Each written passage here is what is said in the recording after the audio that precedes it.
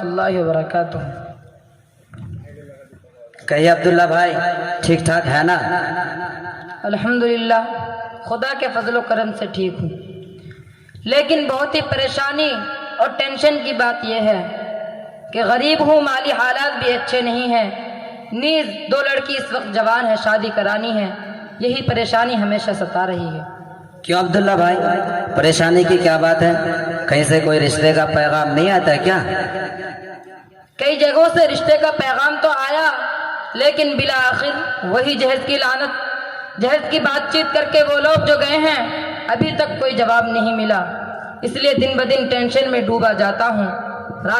دن میں کام کاج میں دل نہیں لگتا اور رات آتی ہے تو آنکھ سے نیند اڑ جاتی ہے، لہذا اسی سوچ میں ہمیشہ پریشان رہتا ہوں۔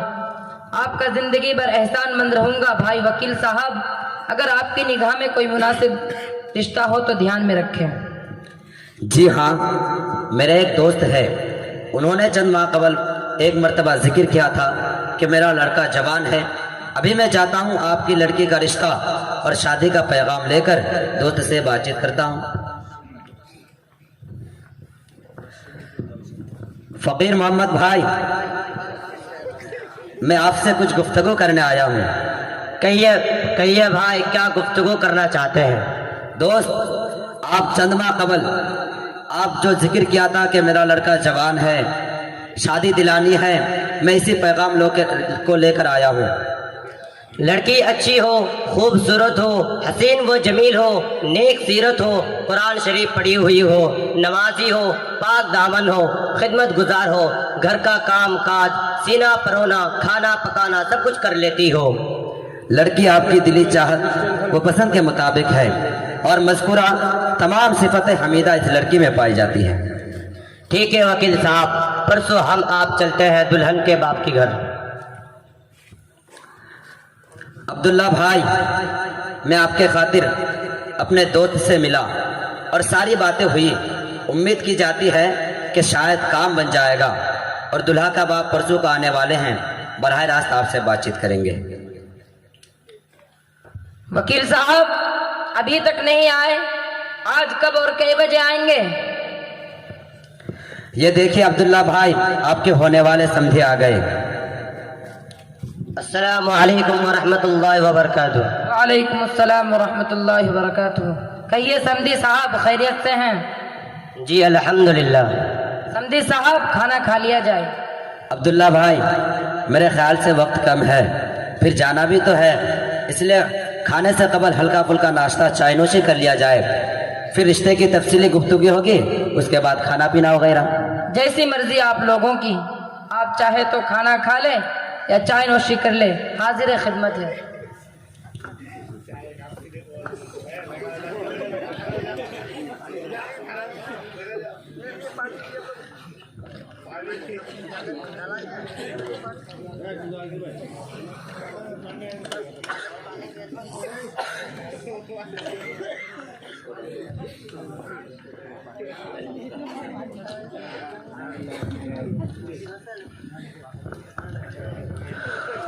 وکیل کے معرفت آپ کی لڑکی کے بارے میں مجھے سب کچھ معلوم ہو گیا، اتفاق لڑکی بھی میں نے دیکھ لیا، مجھے پسند ہے اور میں الحمدللہ ہائی مدرسہ سے عالم فاضل بھی ہوں، ماشاءاللہ حاجی بھی ہوں، سبحان اللہ، پابندی سے چلا 4 مہینہ بھی لگاتا ہوں۔ مجھے جہیز وغیرہ کی لالچ تو نہیں ہے، لیکن میں جب گھر سے آ رہا تھا تو اس وقت میری عورت کچھ ایسی بول رہی تھی کہ کوئی شخص میرے لڑکے کو دیکھ کر اور میرے گھر بار دیکھ کر خود سے بول گئے ہیں کہ 5 تولہ سونا، 50 تولہ چاندی، ڈبل بیڈ، سکیس الماری، سنگار دان، پلسر گاڑی، یہ سب کچھ وغیرہ بول گئے ہیں، میں صرف آپ کو سنا رہا ہوں۔ فقیر محمد بھائی، آپ نے اپنے ہونے والے بہو کی تو ساری خوبی سن لی، جو آپ کو خواہش تھا، پسند تھی، مطابق ہے، تو آپ اپنے صاحبزادے کی خوبیاں بھی بتا دیتے تاکہ آپ کے ہونے والے سمدھی سن لیتے۔ میرے لڑکے میں ہر علم و فضل کی تمام صفتیں موجود ہیں، ماشاءاللہ۔ کیا آپ کا لڑکا عالم ہے؟ بس عالم نہیں ہے، باقی سب کچھ ہے۔ فقیر محمد بھائی، آپ کا لڑکا نمازی ہے؟ बस नमाज ही नहीं है, बाकी सब कुछ तो है ना। फकीर मोहम्मद भाई, आपका लड़का हाफिज कुरान है? बस हाफिज कुरान नहीं है, बाकी सब कुछ है। फकीर मोहम्मद भाई, आपका लड़का नमाजी है? बस नमाज ही नहीं है, बाकी सब कुछ तो है ना। फकीर मोहम्मद भाई, आपका लड़का नमाजी नहीं है तो कलमा तो आता ही होगा? बस वही जो कलमा नहीं आता, बाकी सब कुछ आता है। फकीर मोहम्मद भाई, आपके लड़के को तो इस्लामी लाइन से कुछ भी नहीं आता, फिर भी आप कहते हैं कि सब कुछ आता है। जो कुछ भी आपके लड़के को आता है वही आप अपनी ज़बानी बता दें। मेरा लड़का इतना तेज है कि इतना चर जबान है, हर वो काम कर लेते हैं जो अच्छे अच्छे नहीं कर पाते। मेरा लड़का अगर चाहे तो झूठ को सच साबित करके दिखाए। आज तक मेरे जिंदगी में किसी भी खेल से हार कर नहीं आया। जुआ जैसा खेल जिसमें बड़े से बड़े की पसीने छूट जाती है, उसमें भी नहीं हारा। ताश जैसी कठिन खेल जो हमारे सरों के ऊपर से गुजर जाती है, वो हमेशा खेल के माहिरीन को भी पछाड़ देता है। मेरा लड़का जब खेल में मगन हो जाता है तो दिन रात बगैर खाए पे गुजर जाती है। हर मुमकिन को नामुमकिन और हर नामुमकिन को मुमकिन करना मेरे लड़के के लिए कोई बड़ी बात नहीं।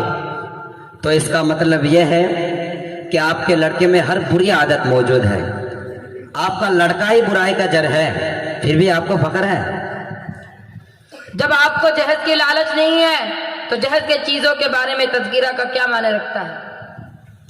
ना मैंने उसको जहेज के बारे में कुछ कहा था और ना मांगा था। उसने तो आज खुद कहा था जो मैं आपको सुनाया, और इसलिए सुनाया कि मांगा तो नहीं हो, लेकिन इतने सारे सामान लाजमी तौर पर देना पड़ेगा। मैंने उलमा से सुना है कि लड़की के बाप से जहेज मांग कर ले या कोई खास तरीके से ले, इशारतन व किरायतन कहे और जहेज ले, ये सब चीजें नाजायज है और मैं गरीब भी हूँ, किसी हालत में दहेज दे नहीं सकता। आप आलिमों से सुनकर बोल रहे हैं और इसलिए बोल रहे हैं कि आपको जहेज देना पड़ेगा। मैं कोई जाहिल नहीं हूँ, आलिया मदरसा से फाजिल पास किया हूँ और सुना भी हूँ कि नबी करीम सल्लल्लाहु अलैहि वसल्लम ने अपनी चहीती बेटी सैयदा फातिमा ज़हरा रज़ियल्लाहु तआला अन्हा की निकाह में दहेज दिए हैं। लिहाजा दहेज लेने वाले शेर खुदा हजरत अली रजी अल्लाह ताला अन्हु, इस हिसाब से जहेज का लेना और जहेज का देना दोनों जायज है, बल्कि मेरे ख्याल से सुन्नत भी है। और रस्म जहेज पर अमल पैरा करने से दो सुन्नत का सवाब होगा। एक जहेज देना सुन्नत रसूलुल्लाह सल्लल्लाहु अलैहि वसल्लम, दूसरा जहेज का लेना सुन्नत सहाबा अली यानी हजरत अली रजी अल्लाह ताला अन्हु की सुन्नत है। अब्दुल्ला भाई, आप सुन लिए ना, आपको मौजूदा दुनिया का भी ख्याल रखना होगा। आपसे जो बड़े दर्जा की गरीब है वो भी तो देता है। क्या आप कुछ भी जहेज देना नहीं चाहते हैं तो फिर आपकी लड़की की शादी कैसे होगी?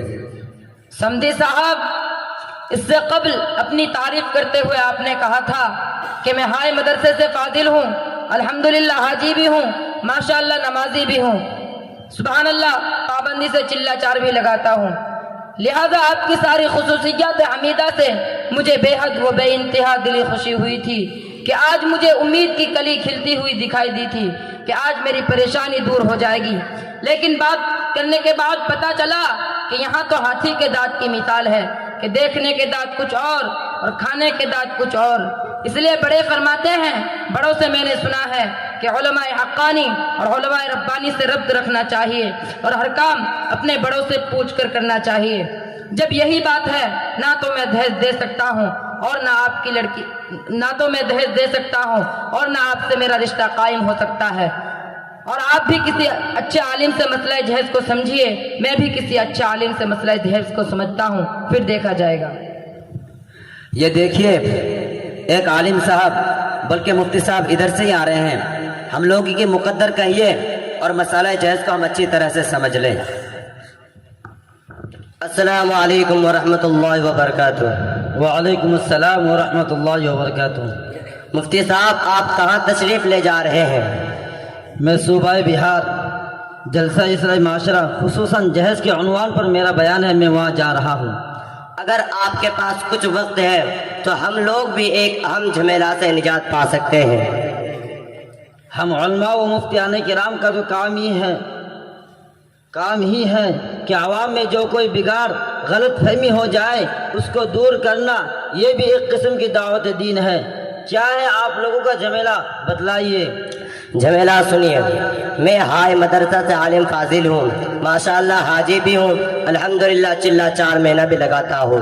مجھے اپنے لڑکے کی شادی کرانی ہے، اور کوئی شخص میرے لڑکے کو دیکھ کر اور میرے گھر بار دیکھ کر مذکورہ خود بول گئے ہیں، جہیز دینے کو بول گئے ہیں، اور یہ بیٹی کا باپ کچھ بھی جہیز دینے کو تیار نہیں۔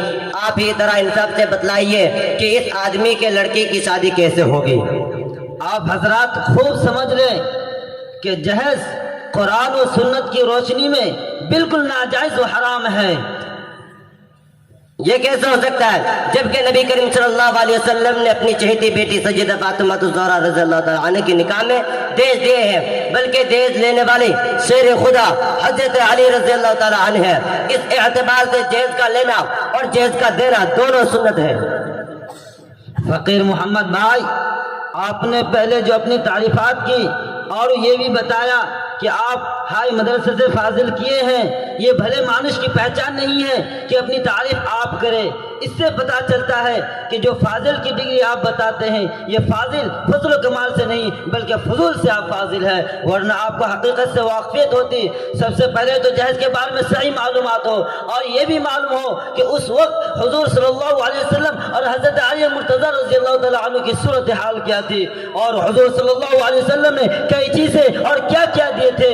بن سوچے سمجھے ایسی باتیں حضور صلی اللہ علیہ وسلم پر یا کسی صحابہ رضی اللہ تعالیٰ عنہ پر نسبت کرنا گناہ عظیم ہوگا۔ آپ جیسے حضرات نے دین اسلام کو برباد کر دیا، مذہب کے نام پر عیاشی کے پیٹ بھرنا شروع کر دیے، ذرا الٹی سیدھی دلیل ملی اور ناجائز طریقے پر مقصد براری شروع کر دی۔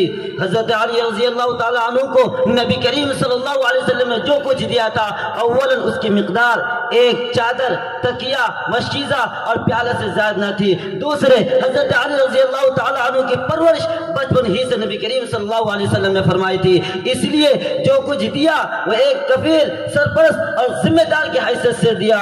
جہیز کی وہاں مروجہ صورت کی تصور بھی نہ تھا، اور پھر بہشت بنا کر خواہشات کے چار چھپوا کر دنیا بھر کی اشیاء لڑکی کے والدین سے مانگنے کا جواز اس سے کہاں ثابت ہوتی ہے؟ توبہ کیجئے توبہ، ورنہ رشتہ داروں نے نہ معلوم کتنی پریشانی سے اور قرضے لے کر اپنی زیورات گروی رکھ کر اور رشتہ داروں سے اپنی زیورات گروی رکھ کر سرمایہ داروں سے منت سماجت کر کے اپنی لڑکی کو سہاگن بنایا، اور تمہارے ناجائز مطالبات پورے کیے، تمہارے منہ مانگی مرادیں پورے کیے۔ دوسری طرف کتنے ہمارے غریب بھائی ہیں جن کی چھت نیلا آسمان بستر زمین ہوتی ہے، بھوک مری جن کا مقدر فقر فاقہ جنہیں 2 وقت کا کھانا میسر نہیں ہوتا، لکڑیاں چن چن کر، رکشہ چلا کر، کفن دوزی کر کے اور ہزاروں کام کر کے بھی صحیح طریقے پر اپنے بچوں کے پیٹ نہیں بھرا پاتے۔ لڑکیاں ان کی بھی جوان ہوتی ہے، وہ اپنی لڑکی کی شادی کس طرح کرائے، نو بنو کھانوں کا کس طرح انتظام کرے، جدید چٹخاروں کا کیسے اہتمام کرے۔ وہ اپنی لخت جگر، نور نظر، جگر پارے اور نیک وقت لڑکی کی جوانی کی امنگ کو کس طرح پوری کرے۔ ان کی لڑکی دم گھوٹ کے مر جائے گی، پیٹرول چھینک کر دنیا سے چلی جائے گی، پھانسی کا بندہ گلے میں ڈال کر اپنے ماں باپ کو جہیز کے عرصے سے آزاد کر دے گی، ٹرین کے نیچے گر کر زندگی کھو دے گی، یا پھر زہر کی گولی کھا کر خود کو فنا کے گھاٹ اتار دے گی، یا پھر جوانی کی ناگن کو تسکین دینے کے لیے منہ کلا کرے گی، عفت و عصمت کی چادر کو تار تار کر دے گی، اس جرم عظیم کا ارتکاب کرے گی جس سے عرش عظیم بھی ہل جاتا ہے، زمین میں زلزلہ آ جاتا ہے، کائنات کی ہر شے لرزہ بر اندام ہو جاتی ہے، جس کی سزا قرآن حکیم میں سنگساری یا رجم بیان کی ہے۔ بات یہی ختم نہیں ہو جاتی بلکہ کچھ ناجائز اولاد پیدا ہوں گی، جوان ہوں گی، اور کسی بچے کو پیدا ہونے سے پہلے موت کے گھاٹ اتار دیا جائے گا، کسی کو گندے نالے بہا دیا جائے گا، کسی کو جنگلات میں پھینک دیا جائے گا، اور کچھ حرامی اولاد جوان ہوں گی، کلنگ ہوں گی۔ تمہاری پریشانی کا بدنما داغ لگنے کا تمہارے اس تمتماتے چہرے پر اس جرم عظیم میں تم برابر کے شریک ہو گئے۔ کبھی ایسا ہوگا کہ باپوں کی دہلیز سے لڑکی کی ڈولی اٹھنی 2 بار ہو جائے گی تو لڑکی کے سر پر سفیدی کی چاندنی کی طرح سفیدی بال برسنے لگے گی، تو مایوسی و نا امیدی کے ماحول میں ماں باپ شرم و حیا کی وجہ سے خود مر جائیں گے، چھپا لیں گے اس دنیا سے اپنے چہرے کو، منو مٹی طرح دبا لیں گے اپنے بدن کو، اور ذلت کی زندگی پر ترجیح دیں گے عزت کی موت کو۔ لڑکے والوں کی ناجائز فرمائشوں سے چھٹکارا حاصل کرنے کے لیے انہیں موت سے آسان کا نسخہ نظر نہیں آئے گا۔ بتائیے محترم دولہے کا باپ، اس کا بار کس پر پڑے گا؟ یہ گناہ کس کے کندھوں پر ہوگا؟ اس کا ذمہ دار کسے ٹھہرایا جائے گا؟ آپ کی باتوں سے دل کی دروازہ پر دستک دی، حقیقی آنکھیں کھل گئی، دل کی گرہ کھل گیا۔ آج سے ہم سب توبہ کرتے ہیں کہ جہیز جیسا لعنت رسومات سے آئندہ کے لیے ہم عزم کرتے ہیں کہ جہیز جیسا لعنت رسم سے ہم خود بھی بچیں گے اور دوسروں کو بھی بچنے کی دعوت دیں گے۔ شکریہ مفتی صاحب، شکریہ۔ پھر کب ملیں گے اور ہم اپنے صاحبزادے کی سیدھے سادہ طور پر شادی کیسے کریں گے؟ اپنے گاؤں کے امام صاحب سے 2 گواہوں کی موجودگی میں ایجاب و قبول کرا لیں اور امام صاحب خطبہ مسنونہ پڑھ کر دعا فرما دیں گے۔ حیات باقی تو ملاقات باقی۔ السلام علیکم ورحمۃ اللہ۔ وعلیکم السلام ورحمۃ اللہ وبرکاتہ۔